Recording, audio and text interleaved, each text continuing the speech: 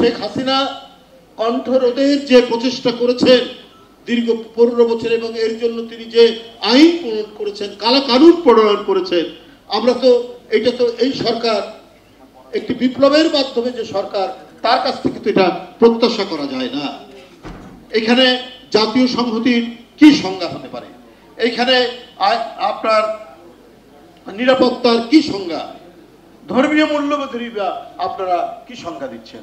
আর এখানে যদি আইন শৃঙ্খলা বাহিনীর কাছে বিস্তৃত ক্ষমতা থাকে, তাহলে তো এটার ব্যাপক অপপ্রয়োগ হওয়ার সম্ভাবনা রয়েছে, ব্যাপক অপপ্রয়োগ হওয়ার সম্ভাবনা রয়েছে।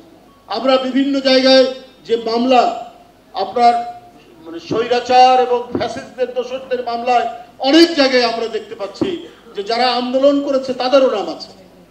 তাহলে আইন শৃঙ্খলা বাহিনী, থানা, পুলিশ সঠিকভাবে কাজ করছেন না, অথবা ওই দোসররা ভিতর থেকে নানা ধরনের কলকাঠি করছে।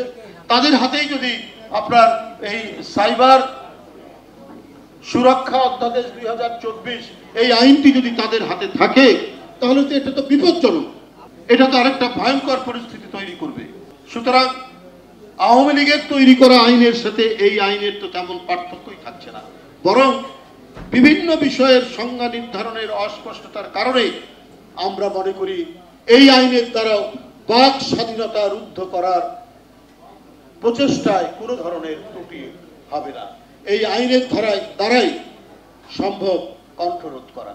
এখানে অন্তর্বর্তীকালীন সরকার তারা জিনিসটাকে যাচাই বাছাই না করে হয় তারা এটি করেছেন, অথবা তাদের মনে যদি কোনো অসৎ উদ্দেশ্য থাকে যে আমরা আবারও মঈনুদ্দিন ফখরুদ্দিনরা যে প্রচেষ্টা নিয়েছেন যে বিএনপিকে ভাঙার, গণতান্ত্রিক শক্তিকে দুর্বল করার, সেই ধরনেরই আরেকটি ক্ষুদ্র প্রচেষ্টা অত্যন্ত ক্ষীণ আকারে এই সরকারের ভিতরে কাজ করছে কিনা, তাদের অন্তরের মধ্যে ক্রিয়াশীল আছে কিনা, এই নিয়ে জনগণে কিন্তু ব্যাপক সন্দেহ দেখা দিয়েছে। এবং এই সরকারের যে জাতীয় এবং আন্তর্জাতিক ইমেজ, সেই ইমেজ ক্রমান্বয়ে আপনার ক্ষীণ হতে থাকবে যদি এই ধরনের প্রচেষ্টা একটার পর একটা হতে থাকে।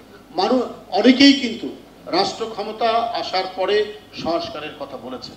এর আগে আমরা মঈনুদ্দিন ফখরুদ্দিনকেও আমরা দেখেছি, এই সংস্কার করবেন, সেই সংস্কার করবেন, কিছু করেছেন, নির্বাচন কমিশনের কিছু করেছেন, আরপিও সংশোধন করেছেন। আমরা এর মাধ্যমে কি দেখলাম? এর মাধ্যমে দেখলাম শেখ হাসিনার মতো একটা নিকৃষ্ট ফ্যাসিস্ট 15 বছর দেশকে এক ধরনের একটা কি বলে যে নরকের মধ্যে পাঠিয়ে দিয়েছে। 28 লক্ষ কোটি টাকা পাচার করেছে শেখ হাসিনা, 28 লক্ষ টাকা শেখ হাসিনা, তার পরিবার এবং তার দোসররা বাংলাদেশ থেকে পাচার করেছে।